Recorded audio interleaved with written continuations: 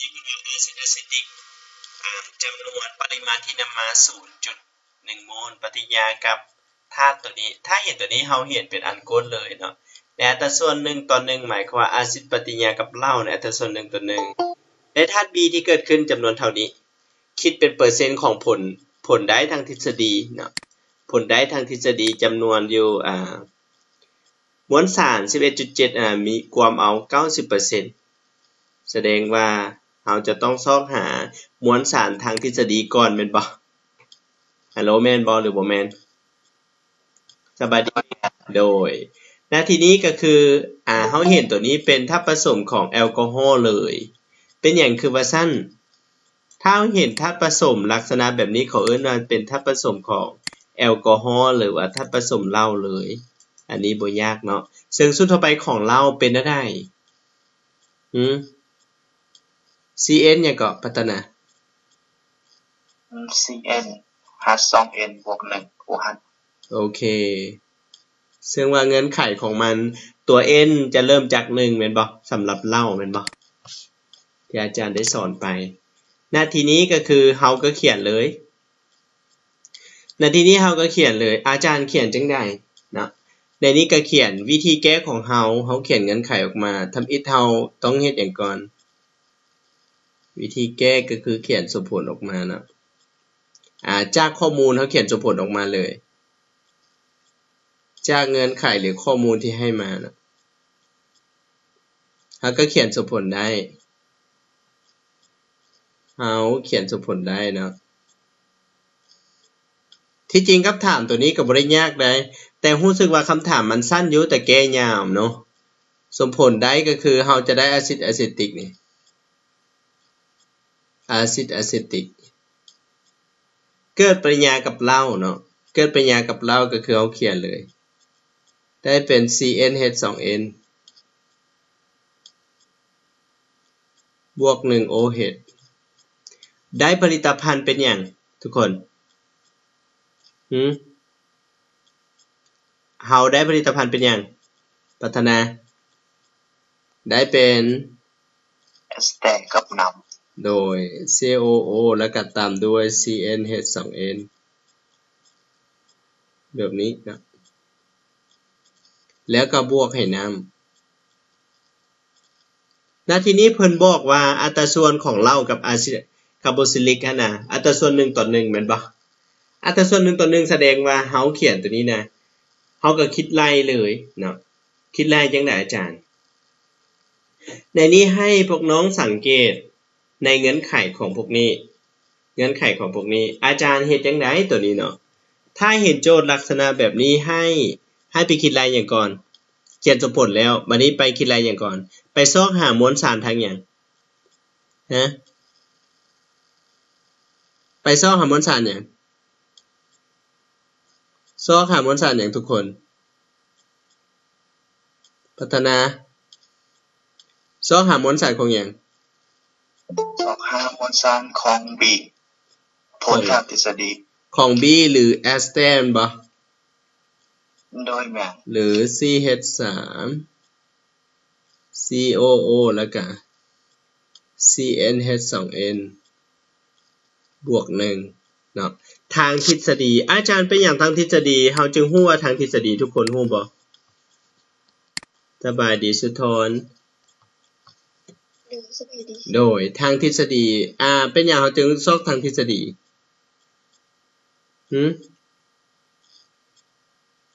เพราะว่าจบบ่เปอร์เซ็นต์ทางทฤษฎีโดยเวลานี้จากสูตรเฮามีหยังได้จากสูตรทุกคนจากสูตรเฮามีค่าเปอร์เซ็นต์บ่มะลิคุ้นๆบ่เปอร์เซ็นต์เขาเอิ้นว่าส่วน100ผลผลิตตัวแม่นน่ะเปอร์เซ็นต์ผลผลิตมีค่าเท่าหยังเมงเท่ากับผลผลิตจริงส่วนให้ครับผลผลิตทางทฤษฎีคูณ100โดยผลจริงคูณด้วย100หารหยังผลทางทฤษฎีโดยผลทฤษฎีนะผลทฤษฎีอันนี้สูตรบ่เด้อเวลานี้เฮาก็แก้ก็คือ เฮาซอกหาผลทฤษฎีเนาะก็คือซอกหามวลสารทางทฤษฎีทฤษฎีอาจารย์เขียนว่าทฤษฎีถอนเอาทฤษฎีแสดงว่าเท่าหยังทุกคนเท่ากับจริงคูณหยังจริงคูณ100เนาะผลผลิตจริงคูณ100หารหยังหารให้เปอร์เซ็นต์หารด้วยเปอร์เซ็นต์นะเปอร์เซ็นต์ผลผลิตเปอร์เซ็นต์ผลผลิตอันนี้ให้ฮู้ได้ตุลีเข้าใจเนาะตุลีเวลานี้เฮาแทนค่าใส่เฮาจะได้เป็นหยังสุนิวันแทนค่าเฮาจะได้ทฤษฎีมวลสารทฤษฎีเนาะมวลสารทฤษฎีมีค่าเท่าหยัง 11.7 คูณหยังคูณให้100หารด้วย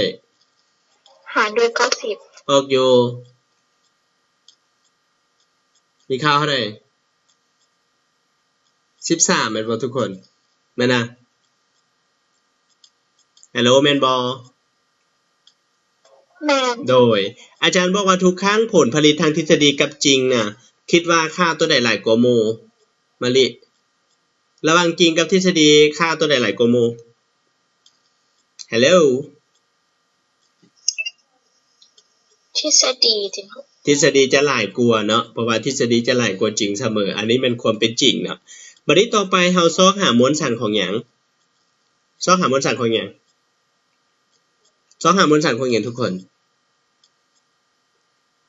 ซอกหามวลสารของแต่ละธาตุที่เข้าร่วมปฏิญญาแม่นบ่เวลาพัฒนาโดยซอกหามวลสารของอะซิดอะเซติกกับหยังกับน้ำมวลสารของน้ำเนาะซอกหามวลสารอะซิดอะเซติกกับน้ำที่เกิดเฮาฮู้ว่าอัตราส่วนของมันเฮาใช้อะซิดอะเซติกจำนวนเท่าใดเฮาจะแก้แบบอัตราส่วนเนาะสบายดีสุขสบายดีอาจารย์โดยเฮานำเอามาเนาะก็คือซอกหามวลสารของแต่ละตัวก็คือนี่เฮาฮู้เลยใช้สูตรหยังใช้สูตรตัวนี้เนาะมวลสารของอะซิดอะเซติกจะต้องคิดรายจากหยังจะต้องเท่ากับจำนวนโมลของมันคูณหยังทุกคนคูณหยังคูณมวลสารโมเลกุลของมันแม่นบ่สุธร 0.1 โมลของมันที่นำมาคูณให้60อาจารย์60มาแต่ไสทุกคนฮู้บ่มวลสารโมเลกุลเนาะอันนี้เฮาอาจารย์ก็ได้6กะลามบัดนี้มวลสารของน้ำเด้ทุกคนมวลสารของน้ำอาจารย์เป็นหยังอาจารย์จึงใช้จำนวน0.1 โมลคือกันทุกคนฮู้บ่พัฒนาฮู้บ่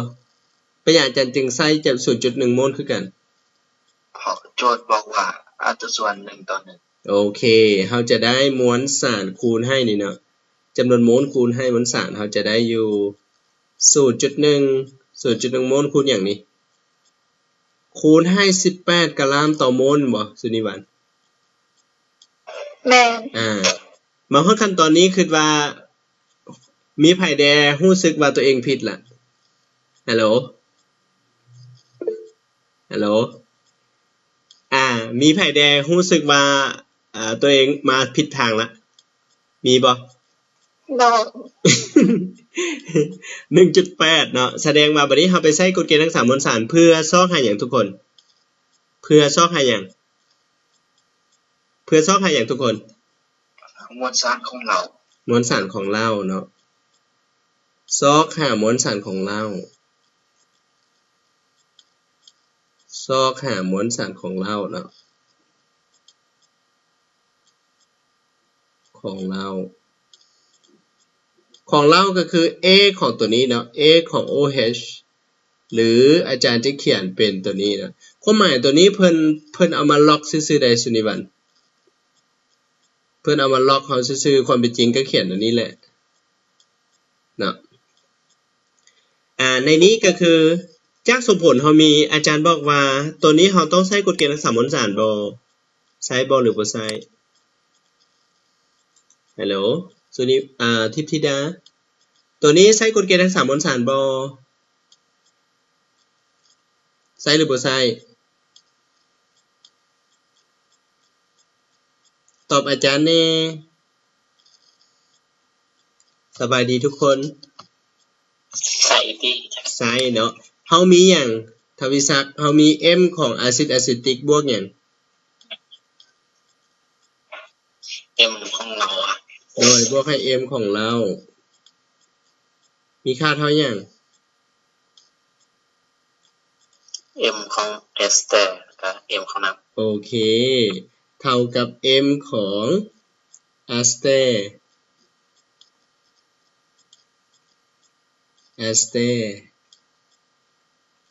และกับบวกให้ M ของน้ำดีวันนี้แทนค่าใส่เลยเนาะแทนค่าใส่เราจะได้อยู่เมื่อกี้6กะลามแม่นบ่6กะลามบวกให้อันนี้อาจารย์เขียนเป็น mx เนาะจะเท่ากับตัวนี้อยู่เท่าไหร่อันนี้เราจะใส่เป็น13หรือว่าจะใส่เป็น 11.7 ทุกคนใช้13หรือ 11.7 พัฒนาโดยเราจะใช้ 11.7 หรือใช้13ใส่13กะลังเป็นอย่างใช้13เพราะว่าผลทางทฤษฎีคิดไล่จากสมผลโอเค 1.8 เนาะแสดงว่าเวลานี้อาจารย์จะได้ m ของอีกเราจะได้ m ของอีกเท่าอย่างอันวิมาลาเราได้อยู่ 14.8 บ่นี่แม่นเนาะโดนแมนลบหยังลบ6ออกอยู่เท่าใดออกอยู่ได้อยู่มวลสารเป็นตัวนี้แม่นบ่แม่นหรือบ่แม่นแม่นบ่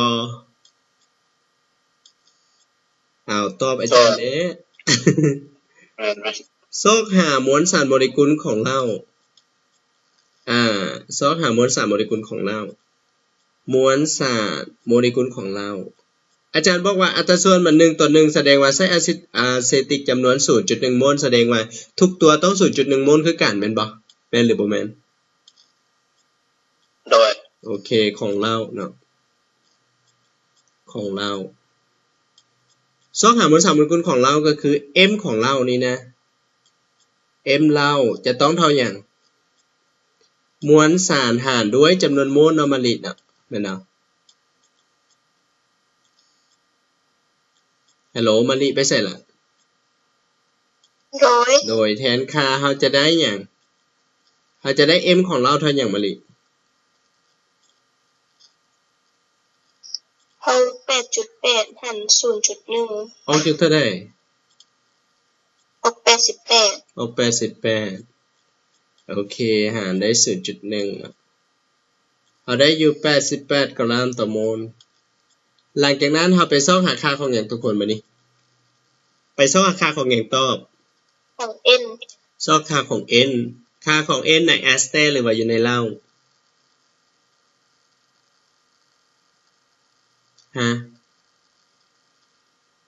ซ่องหาค่าของ n อยู่ในแอสเตหรือในเหล้าในเหล้าโอเคในเหล้าใน CnH2n โอเคอยู่เมงเข้าใจตัวเมงโดยเข้าใจโดยที่จริงอันนี้ก็ง่ายเนาะถ้าเราเข้าใจได้ล่ะเจอหลายคนอาจารย์เห็นว่าโอ้หลายคนนี่พูนคิดบ่ไกลๆนะแม่นบ่วิมาลาคิดไกลแม่นบ่โดยตัวนี้เฮารวมกันเท่าใดอาจารย์เคยบอกแล้วว่าตัวนี้ต้องเป็น 14n แม่นบ่แม่นหรือบ่แม่น 14n มาบวกหยัง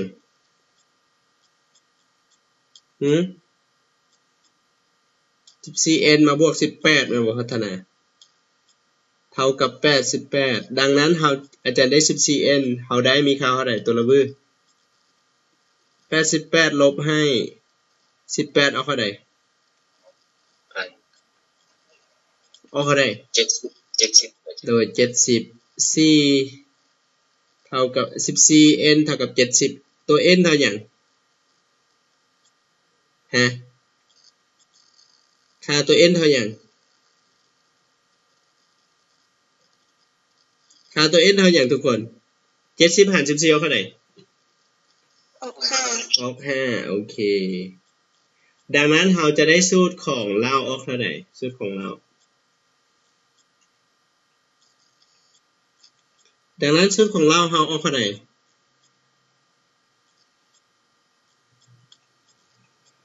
ตอบอาจารย์แน่สูตรเราออกเท่าไหร่สูตรเรา4หอย5เฮ็ดหอย11แล้วก็โอเฮ็ดโดยเอาแทนค่าใส่เราจะได้เป็นC5 H11 OH หรือเราจะเขียนเป็นอย่างอาจารย์เห็นหลายคนอาจารย์หลานเขียนเป็นเลข4กับ9ได้บ่ซะ เนาะแม่นบ่สุนิวันเขียนเป็น4บ่สุนิวันแม่นบ่อันคอนี้น้องเขียนเป็นกลมแล้วจะได้ให้เราเอาเป็นกลมเลย เกิดไปถ้าจะเขียนเป็น12 O ก็ได้ดิเนาะโอเคบ่แสดงว่านี้อ่านว่าจังได๋แป้งตะโน้นแม่นเนาะพัฒนาแม่นแล้วโดยโอเคมีไผอยากถามอีกบ่คำถามข้อนี้วิมาลาตุลีหัตจินดาทิพย์ธิดามีหยังถามบ่ทิพย์เข้าใจอยู่บ่ทิพย์ฮัลโหลทิพย์ธิดาโดยเข้าใจอยู่บ่เข้าใจโดยอันนั้นเด้แสงอาทิตย์เข้าใจบ่แสงอาทิตย์โดยเข้าใจนะอาจารย์เข้าใจมิสเตอร์ดีทอได้ดิเข้าใจดิโดยตอนนี้เห็นทางออกแล้ว เห็นทางออกแต่อาจารย์เห็นหลายคนแก้ผิดได้เป็นบ่ตุลีอันนั้นบ่คิดอะไรถูกบ่ตุลีโดยอาจารย์เคยสอนแล้วข้อนี้โดยเคยสอนแล้วแต่ว่าแก้ถูกแล้วเนาะโดยโอเค2-3 คนแล้วแหละแก้ผิดนะ แต่ผิดนี่บ่เป็นหยังแต่ถ้าไปผิดเวลาไปแข่งนี่บ่ได้เด้อโอเคเนาะสำหรับข้อนี้ถือว่าผ่านเนาะแต่ละคนเนาะถ้าผ่านแล้วกดยกโป้เลยผ่านแล้วกดยกโป้เลยโอเค good job ต่อมาคำถามข้อนี้หลายคนแก้บ่ได้ข้อที่2ไม่ยากแม่นบ่แม่นหยังทุกคนที่จริงข้อนี้อาจารย์เคยชิงรางวัลแล้วแม่นบ่วิมาลาสำหรับวิมาลาคำถามหัวข้อที่2บ่ที่อาจารย์สิงรวมกันเห็นบ่คุ้นๆบ่บ่คุ้นบ่คุ้นอยู่จ้ะโดยคุ้นอยู่แต่แก้บ่ได้ โอ้เกินไปเดี๋ยวนี้อ่านแกนเป็นทับผสมแล้วนะอ่านแกนฮะอ่านแกนเป็นทับผสมที่มีสูตรเป็นหยังหัตจิดา CN H2N เงื่อนไขเป็นหยังเริ่มจาก1หรือ2เริ่มจาก2โอเคในนี้เฮาวิธีแก้ก็คือวางเงื่อนไขเลยอาจารย์วางเงื่อนไขจังได๋วางเงื่อนไขแบบง่ายๆเนาะเขาเจ้าให้เป็นปริมาตรมาวิธีแก้ก็คือวางให้หยังในนี้เฮาจะวางเป็นจำนวนมูลก็ได้หรือว่าจะวางหยังก็ได้เนาะนี่อาจารย์วางให้ตัวนี้เฮาจะวางเป็นปริมาตรก็ได้เนาะวางให้ค่าปริมาตรของอันแก้นี้นะเป็นหยังปริมาตรของอันแก้นเป็นหยังทุกคนอาจารย์วางให้เป็น A ได้บ่ฮัลโหลได้หรือบ่ได้เป็น A ซนก่อนแสดงว่าเราจะได้โปรปานเท่าไหร่ปริมาตรมันจะได้ปริมาตรโปรปานเท่าหยังลบ A เนาะโปรปานก็คือตัวนี้ปัญหาคือเฮาเขียนสูตรได้บ่อันโปรปานแม่นหยังหั่นปัญหาเราจะได้อยู่5ลบให้ A จะเป็นซนก่อนในนี้ก็คือเพิ่นบอกว่าหยังเพิ่นว่าเพราะว่าหยังสมบูรณ์ปรากฏว่าต้องใช้ตัวนี้เท่านี้แม่นบ่แม่นล่ะปรากฏว่าต้องใช้ออกซิเจนเท่านี้ในการเผาจึงจะทำปริญญาพอดีแล้วเมื่อปริญญาสิ้นสุดพบว่าได้ตัวนี้รวมกันนี่เท่านี้โอ้โหแสดงว่าตัวนี้เฮาก็เขียนสมผลเลยนี่นะเฮาเขียนเป็นสมผลก็คือสมผลที่1เนาะสมผลที่1 สมผลที่หนึ่งก็คืออาจารย์เอาธาตุผสมอันแกนก็คือ CnH2n บวกให้ 3n ส่วน2เป็นบ่พัฒนาเป็นบ่สมผลอันแกนเป็นบ่โดยหวังว่าคงจะบ่งงที่อาจารย์สอนมาให้เบิดแล้วเนาะตัวนี้เป็นเลขสัมพันธ์การสังสารและตัวนี้เราจะได้อยู่ n ของหยัง n ของ CO2 บวกให้หยังบวกให้ตัว n เป็นบ่ n ของน้ำอันนี้สมผลหนึ่งเดี๋ยวนี้อาจารย์ก็แก้ตัวนี้เลยอาจารย์เขียนตัวนี้ก็คืออาจารย์นำไส้ตัวนี้อยู่เท่าไหร่ทุกคนนำไส้นี้อยู่1 โมลเป็นบ่1 โมลตัวนี้มีอยู่จากโมลทุกคน 3n ส่วน2 โมลโอเคบ่เท่าสุกเข้าใจอยู่ว่าสุกเข้าใจว่าจะโดยบัดนี้ถ้าอาจารย์ใช้ตัวนี้ A นี่เป็น A สังตีนะโมลกับโมลขัดกันแสดงว่าอาจารย์สิได้ตัวนี้อยู่เท่าใดแสดงว่าอาจารย์สิได้ตัวนี้อยู่เท่าใดอาจารย์เขียนเป็นอีกได้บ่ฮัลโหลได้บ่ทุกคนอีกจะต้องเท่าหยัง 3n คูณหยัง 3na แม่นบ่หารด้วยหยังทิพธิดาหารด้วย2อันนี้เป็นซนก้อนแม่นต่อแต่ว่าเฮาเห็นการ์ดตัวนี้เกิดขึ้นกะเท่าหยังอาจารย์ขอเขียนอยู่นี่เฮ็ดเป็น2ตอนเนาะบ่นึงสิงงว่าอาจารย์คือหลายตัวแท้น่ะคือตัวนี้เนาะอาจารย์เขียนตัวนี้ไว้และตัวนี้มีอยู่เท่าไหร่เกิดขึ้นมีอยู่เท่าไหร่มีอยู่ตัว n โมลแม่นบ่พัฒนาโดยและถ้าตัวนี้มีอาจารย์เขียนเป็น y ได้บ่ได้อาจารย์สิได้อยู่เท่าไหร่ได้เป็นตัว na ซนติเมตรก้อนแม่นตัวแม่นน่ะแม่นแต่ว่าถ้าเฮ็ดแบบนี้เลยผิดหลักการเนาะเฮาต้องแยกออกมาและเนาะแป๊บนึงเด้อแต่จะแก้พวกน้องก็ได้บ่มีปัญหาเนาะแต่ว่าอาจารย์อยากให้ละเอียดขึ้นอันนี้อยู่สมผลหนึ่ง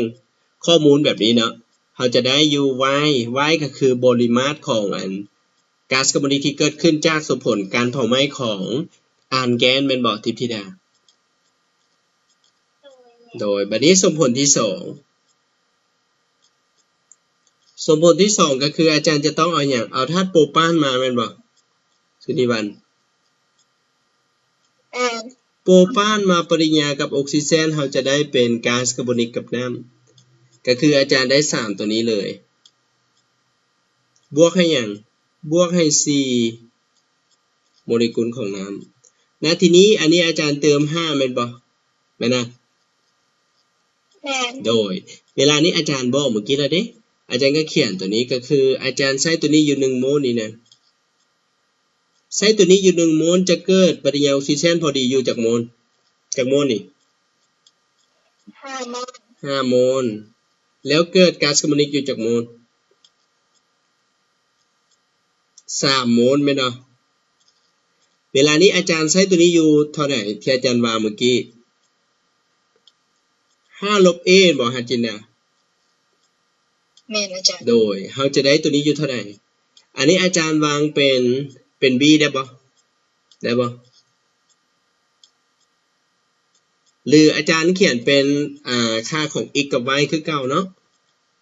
เราเอาตัว1กับตัว2มาเด้อันนี้เป็น x ขีดอันนี้เป็น y ขีดห้ามงงเด้เนาะการแก้โจทย์นี้บ่มีปัญหาก็คือเราจะต้องเฮ็ดได้เพื่อบ่ให้สับสนเราวางตัวเดียวกันแต่ว่าต้องแตกต่างกันโดยขีดสัญลักษณ์เนาะเวลานี้อาจารย์จะได้5คูณอย่างทุกคนเฮาจะได้5คูณอย่างพัฒนา5คูณ5ลบ a แม่นตัวโดยซนติเมตรก้อนแล้ว y เด้แล้ว y ขีดเท่าหยัง3คูณ5 ลบ a แม่นบ่ โอเคบัดนี้อาจารย์บอกว่าจังซี่เนาะแม่นบ่ตุลาเฮาฮู้ว่าตัวนี้นะ y กับ y ขีดบวกกันมีค่าเท่าหยังฮะ y บวก y ขีดมีค่าเท่าหยังงงy บวก y ขีดเท่ากับ17ตัวแม่นน่ะแม่นบ่แม่นเท่ากับ17เซนติเมตรก่อนอันนี้อาจารย์เขียนอธิบายนะแต่ว่าพวกน้องเวลาไปแข่งห้ามเขียนแบบนี้ได้ห้ามเขียนต่อแบบนี้ให้เขาได้อันนั้นเป็นคำอธิบายได้ ไปเขียนต่อให้เขาแล้ววับแล้วเนาะฮัจิดาเนาะไผสอนให้อาจารย์หงคำบ่เกี่ยวบ่ฮู้จักกัน แล้ววับเลยเนาะเป็นว่าวิมาลาบัดนี้อีกกับอีกขีดนี่รวมกันเท่าหยังฮะอีกกับอีกขีดรวมกันเท่าหยังทุกคนอีกกับอีกขีดรวมกันเท่า27เป็นบ่วิมาลาวิโดยแม่โดยแสดงว่าเฮาไปสร้างระบบสมผลแม่นจ้ะคันสมมุติว่าโจทย์แบบนี้ในหวานเจี๊ยบแล้วเนาะพัฒนาโดยบ่แน่ได้เพราะว่าอันเมื่อกี้นี้ออกอันตัวเนี่ยก็สู้ตัวอ่านชื่อหั่นน่ะเนาะตัวอันเพราะว่ามันความหมายโจทย์อันนี้มันเลี้ยงกันทุกคนอันนี้แม่นอาจารย์บอกไว้ถ้าออกมาแล้วหวานเจี๊ยบแต่ถามว่าง่ายบ่ก็บ่ได้ง่ายเด้ถ้าสมมุติเฮาไปตื่นเต้นเด้แม่นบ่ไปคูณเลขหาเลขผิดก็แล้ววับเลยแม่นบ่พัฒนาโดยแม่แต่ขอเพียงแต่เฮาได้เรียนมาก็พอแม่นบ่แสงอาทิตย์โดยเฮาสร้างระบบสมผลได้เป็นหยังบัดนี้สร้างระบบสมผลได้เป็นหยังสร้างระบบสมผลเนาะสร้างระบบสมผลได้เฮาเขียนได้ก็คือเฮาจะได้เป็นค่าของคีแลออกซิเจนก็คือ3 Na ส่วน2เนาะ3 Na ส่วน2บวกให้หยังบวกให้5คูณ5ลบ A ผลรวมเท่ากับ27อันนี้เป็นระบบสมผลตัวที่1ตัวที่2เราจะได้อยู่ya เนาะ ya บวกให้3คูณให้5ลบ A โดย NA โมเมนต์ ya แม่นเนาะ NA เนาะพออาจารย์เขียนเป็นอันนั้นเนาะถ้าสมมุติว่ามีค่าของอันตัว y อีกแล้วว้าวุ่นเลยเนาะแม่นบ่แก้ไปแก้มาบ่ออกจากเทื่อเนาะเบิ่งเนาะ17อันนี้สมผลที่2อันนี้เป็นระบบสมผลปั๊บบัดนี้อาจารย์ถ้าเห็นแบบนี้แล้วเฮาเฮ็ดได้ได้ทุกคนถ้าเห็นแบบนี้จัดการได้ได้คูณ3เข้าสู่วันที่1และคูณ5เข้าสู่วันที่2ว่าถ้าสมมุติอาจารย์บ่คูณแบบนั้นอาจารย์ขึ้นพูนร่วมก่อนได้บ่โอเคเฮาก็เขียนตัวนี้เนาะอาจารย์จะได้หยังถ้าเห็นโจทย์แบบนี้ก็คือเฮาได้ 3n หยัง 3na หรือวิมาลาแล้วบวกให้หยังบวกให้10 5ลบ a มีค่าเท่าไหร่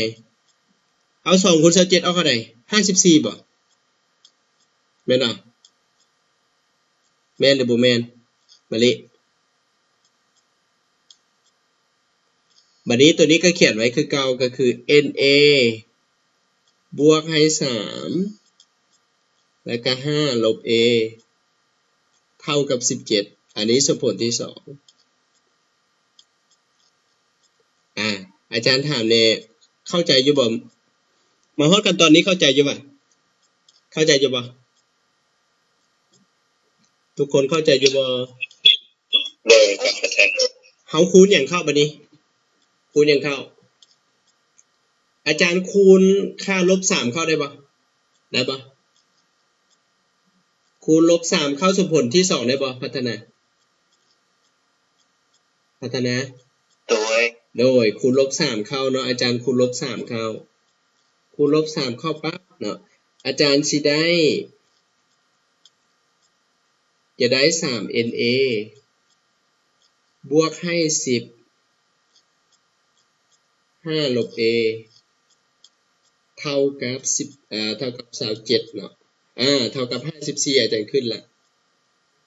54ส่วนตัวนี้คูณลบ3เข้าอาจารย์จะได้ลบ3 na เนาะหน่วยสิริวัลลบอย่างอีกลบ9ลบ9 5ลบ a ตัวนี้เราจะได้อยู่เท่าไหร่เอาลบ3คูณให้27เอาเท่าไหร่มีค่าลบยังเมง37 21แสดงเราจะได้อยู่เท่าไหร่ลบเท่าไหร่ฮัลโหล3คูณ17เอาเท่าไหร่ออกอยู่41ฮะแม่นว่า41หว่า17เฮาได้51ลบ51ไปออก41ได้ไง เวลานี้เฮาจะเอาอย่างมาบวกกันทุกคนเฮาเอาอย่างมาบวกกันสมผล1บวกสมผล2สมผล1บวกสมผล2เฮาจะได้เป็นอย่าง1กับ2บวกกันแสดงตัวนี้ขัดกันแม่นบ่วิมาลาขัดกันบ่เฮาจะได้ตัวนี้บวกกันแสดงว่าบวกกันจะมันติดลบแสดงว่าเฮาจะได้เหลืออย่างทุกคนเหลืออย่างเหลือ5ลบ a เหลือ5ลบ a เอาเป็นอย่างจึงเหลือ5ลบ a เข้าใจอยู่ป่ะเพราะว่าตัวนี้ก็คือเอาตัวนี้เนาะอาจารย์แยกส่วนคูณเอา5ลบ a เป็นส่วนคูณเราจะได้10ลบ9เหลืออย่างเหลือ1ตัวแสดงคูณเข้าออกคือเก่าห้ามงงได้ตัวนี้เนาะเราจะได้5ลบให้ a เท่าไหร่เท่าไหร่นี่เท่ากับ3เท่ากับ3เวลานี้อาจารย์จะได้ตัว a นี่เท่าอย่างอันนี้อาจารย์จะได้3ลบอย่าง3บวก5เวลานี้ในกรณีนี้3บวก5ตัวแม่นจังว่าต้องได้คูณลบเข้าเนาะถ้าสมมติว่าอาจารย์เขียนตัวนี้อาจารย์จะได้3ลบ5เราจะได้ค่าของ a เท่าอย่าง a เท่ากับ2เท่ากับ2 a เท่ากับ2เราไปซอกหาค่าของอย่างค่าของ n ได้แม่นบ่ค่าของ n คิดอะไรจักใส่อาจารย์คิดอะไรอยู่ในสมผล2ได้บ่ได้จะไปซอกหาค่าของซอกหา n ซอกหาค่าของ n ในสมผล2ในสมผลที่2เรามีตัว n ของ a เท่าอย่างบวกให้3คูณให้5ลบ a รวมกันเท่ากับ17แม่นบ่พัฒนาเวลานี้บอนไหนมี a ก็เขียนเป็น 3n เลยแหละนี่ได้ 3n เลย 3n บวกอย่าง 3n บวกให้3คูณให้5ลบให้2เท่ากับ a เท่า2ฮะ a เท่า2 a เท่า2เนาะอาจารย์เขียนเป็นอัน3เฉย เราจะได้ตัวนี้เนาะหลังจากนั้นเราปั๊บเราจะได้เป็นอย่างเราจะได้2n บวกอย่าง 2n บวกอย่างบวก9ตัวเป็นเนาะเท่ากับ17แสดงว่าอาจารย์ได้ 2n เท่าอย่าง17ลบ9เหลือเท่าไหร่เหลือ8ดังนั้นอาจารย์ได้ 2n เท่ากับ8เราได้ n เท่าอย่าง n เท่ากับ4เนาะถ้า n เท่ากับ4แสดงว่าอันแกนที่ได้เป็นอย่างได้เป็นบูทแทนโอเคคำถามตัวนี้ยากบ่วิมาลายากบ่วิแต่บ่ยากเข้าใจแล้วโดยที่จริงมันก็ง่ายเกินปุ้ยมุ้ยเขา แต่ถ้าฮู้แนวทางเลยเนาะนางทิพย์ธิดาเด้ทิพย์ได้อยู่ว่าทิพย์โดยน้องแกออกแบบนี้โดยอาจารย์เห็นอยู่แต่ว่าโอ้โหสุดยอดเลยความยาวเลยมันบ่ล่ามแก้ยาวบ่ยาวบ่ โอเคแส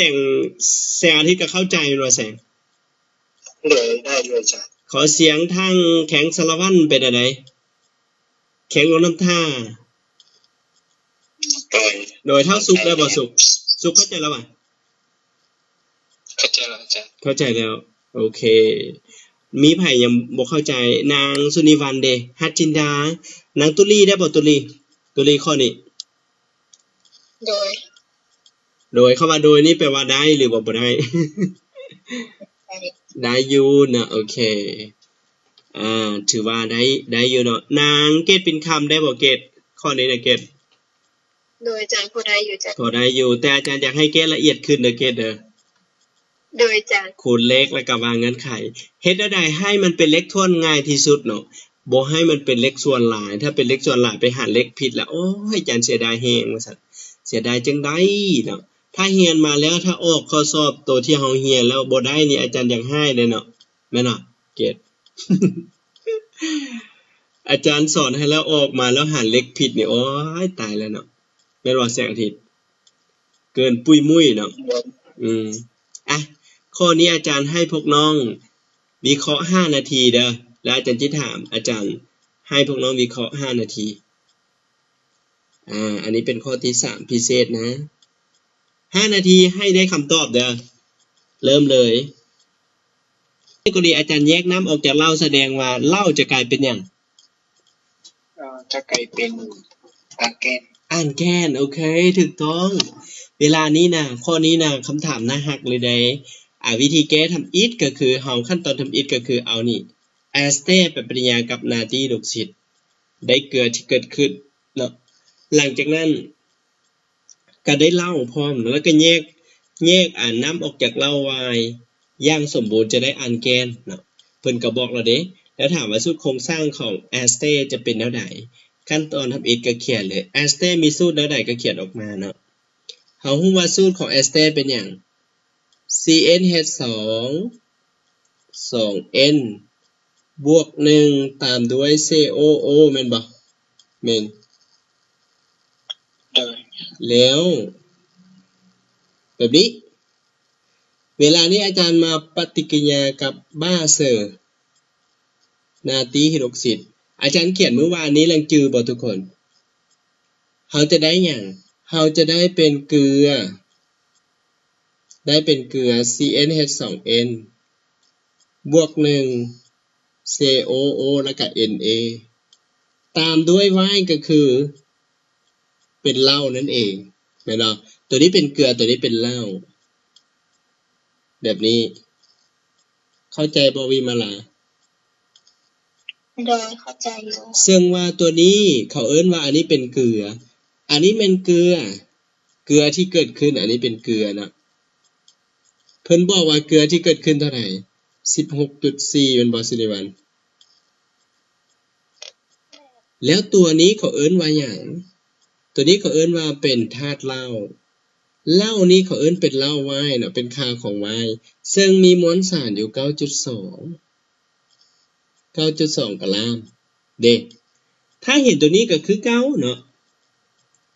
กรณีแบบนี้แล้วบัดนี้เพิ่นว่านำเอาหยังอันนี้ขั้นตอนที่1นะขั้นตอนที่2หมายความว่าเอาไวน์นี่นะ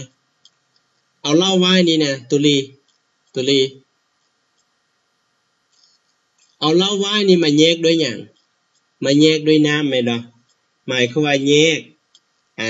เหล้าเฮาได้ไวน์ก็คือ CnH2n บวก1 OH มาแยกด้วยแยกน้ำออกไปถ้าแยกน้ำออกไปแสดงว่ามันจะกลายเป็นหยังกลายเป็นธาตุผสมอันแก้นเนาะเมงอันแก้นกับน้ำเด้แต่อันแก้นที่ได้ก็คือเท่าไหร่อันแก้นที่ได้มีมวลสารอยู่เท่าไหร่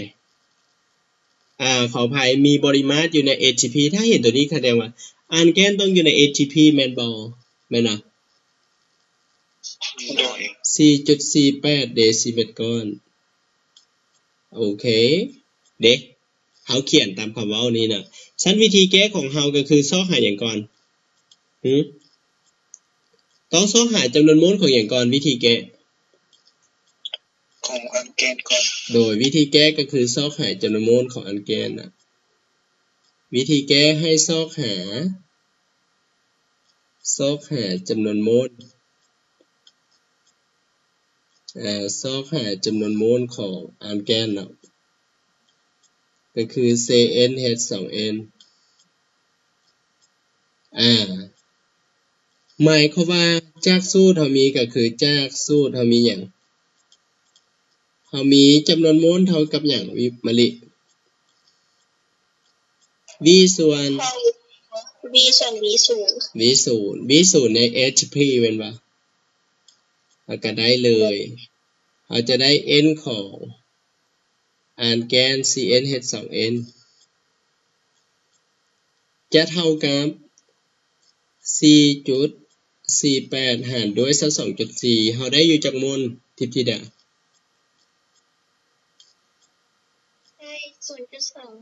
ได้อยู่ 0.2 โมลแต่เหล้าที่นำมาอัตราส่วนกับอันแกนอัตราส่วนเท่าไหร่อัตราส่วนอันแกนกับเหล้าอัตราส่วนเท่าไหร่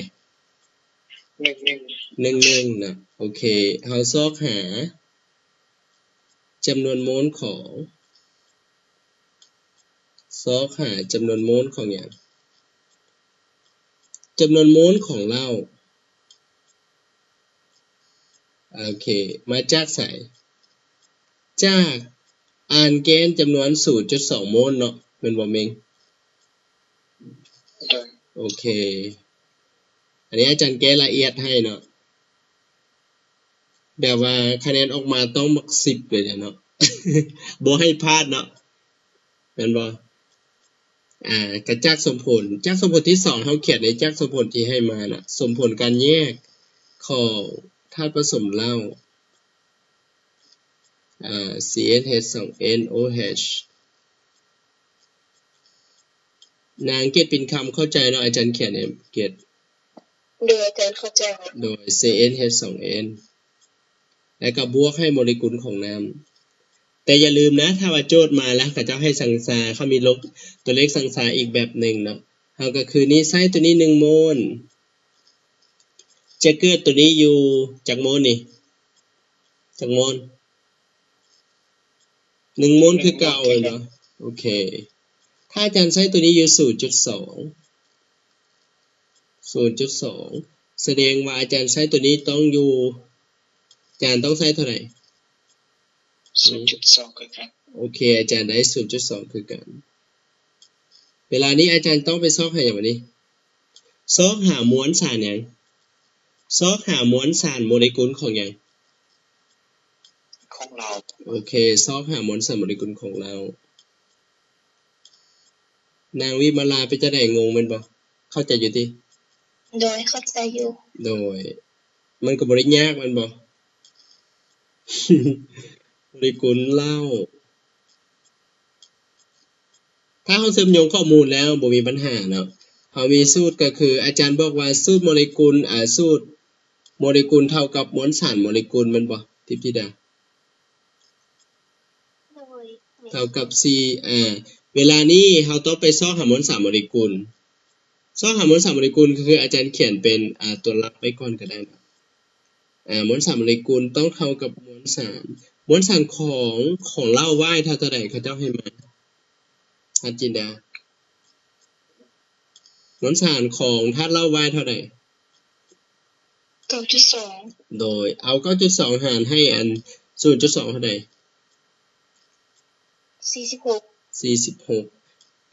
มวลสาร46คุ้นๆว่าเป็นมวลสารของเหล้าหยังเอทานอลโอเคคุ้นเลยแม่นบ่ที่จริงบทโจทย์นี้ถือว่าเป็นบทโจทย์ที่น่าฮักเลยเนาะถ้าผู้ใดบ่ฮู้หลักการเกี่ยวกับธาตุผสมของธาตุแล้ววับเลยเนาะพัฒนาบ่โดย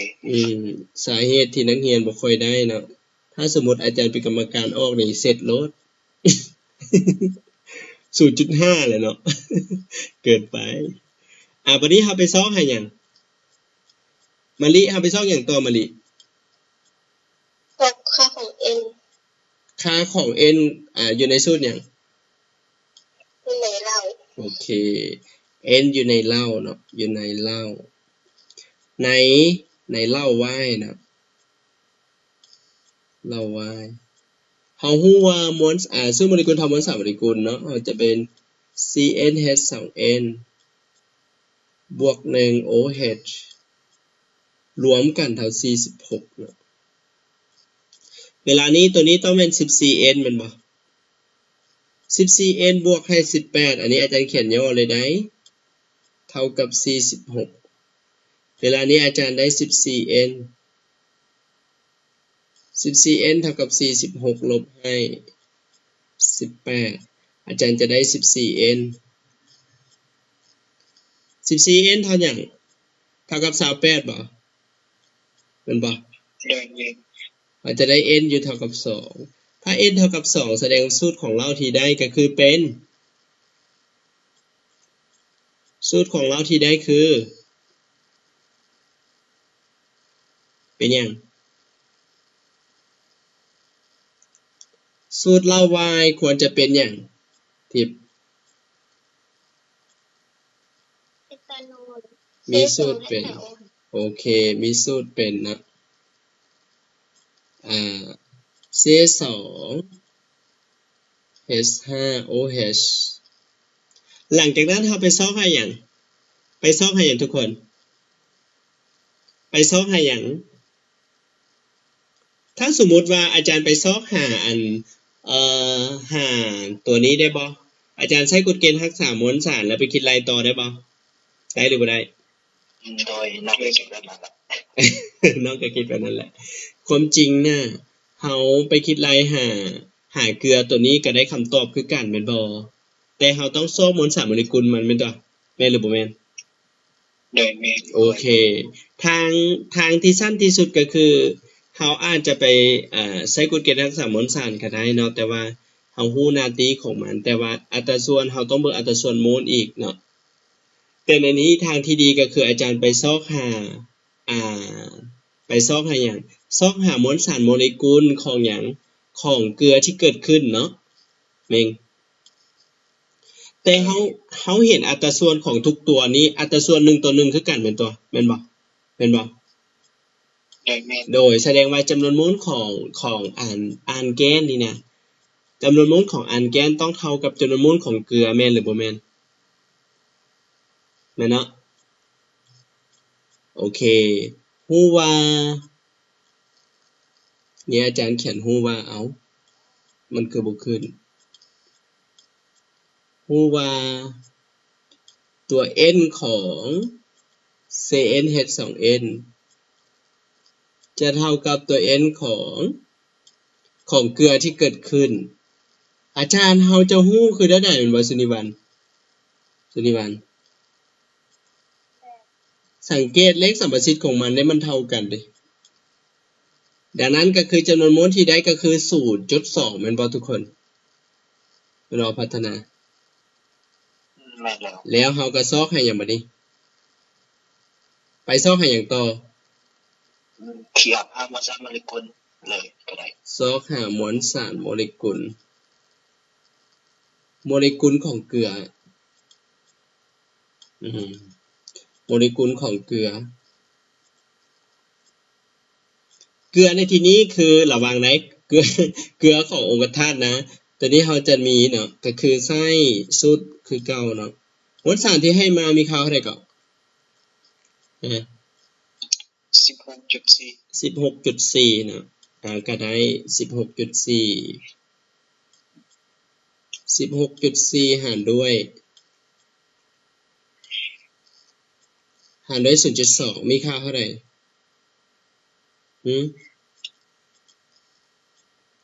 ออกอยู่เท่าไหร่นี่ฮะ82กะล้านต่อโมลเนาะเวลานี้เราไปซอกหาค่าอย่างทุกคนฮัลโหลมะลิซอกค่าอย่างมะลิบัดนี้ ซอกหาค่าของ n ซอกหาค่าของ n ซอกหาค่า n แล้วค่า n ในอย่างในถ้าผสมเกลือถ้าผสมเกลือ CnH2n เฮียนไปเฮียนมาแล้วอย่าลืมได้ดอกอันนี้เป็นโจทย์ประยุกต์แบบนะฮักซื่อๆเมื่อกี้อาจารย์เขียนแล้วเนาะว่าเมื่อกี้แมนเฮาเขียน 14n เลยได้บ่นั่นน่ะ เกิดไปเขียนสูตรก่อนเนาะพัฒนาเนาะ CnH2n แล้วก็บวก1 COONA รวมกันเท่ากับ82ณทีนี้อาจารย์สิได้อยู่ 14n 14n บวกหยังในนี้ก็คือ32บวกให้13บวกให้23แม่นบ่ตัวนี้8อันนี้ได้เท่าใด6เนาะบวกให้68แม่นบ่เป็นบ่พัฒนาถูกบ่ฮัลโหลไปใส่แล้วบวก68แม่นบ่โอเค82ดังนั้นอาจารย์สิได้ 14n เท่ากับ82ลบให้68ดังนั้นอาจารย์สิได้หยัง 14n ต่อ14 14n ต่อเท่าไหร่ก็เท่ากับ14เท่ากับ14อาจารย์จะได้ n เท่าหยัง n เท่า1 n เท่า1แสดงว่าสูตรของเกลือที่ได้เป็นหยังเป็นนาตริออนเมตาโนอัดเมว่ะเกินไป AD เกลือที่ได้คือไม่ได้จากเป็นเองเกลือที่ได้เป็นC3 COONA ฉะนั้นเราสรุปได้ว่าแอสเตอร์เป็นอะไรมะลิ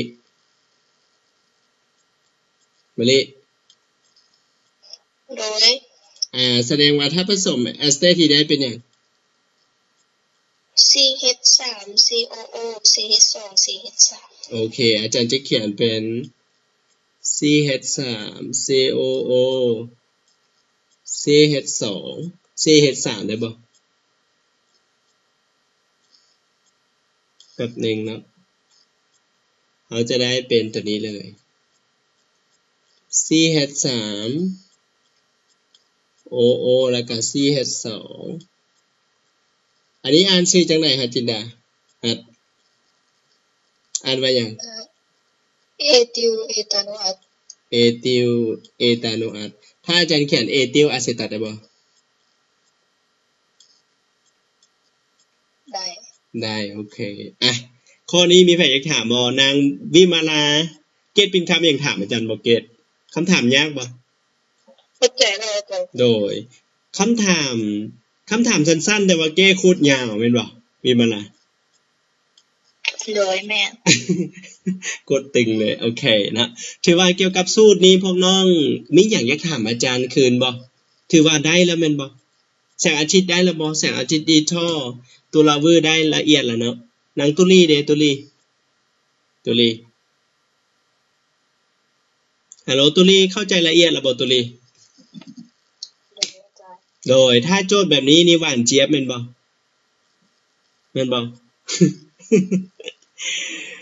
อาจารย์ฮะเดาโอ้ยบ่เดาได้ไปเสียงนักเรียนเก่งเพิ่นสิเดาเนาะเดามันก็เสียเวลาเดายังเฮายังบ่มั่นใจว่าสิถูกหรือบ่ โอเคเนาะโอเคสำหรับวันนี้ก็ขอลาไปก่อนแล้วพบกันใหม่ในมื้ออื่นสบายดีทุกคนบ๊ายบายเดี๋ยวอาจารย์ส่งเวียกบ้านให้บ๊ายบายสบายโดยอย่าลืมไผบ่ได้ละเบิ่งคืนเด้อ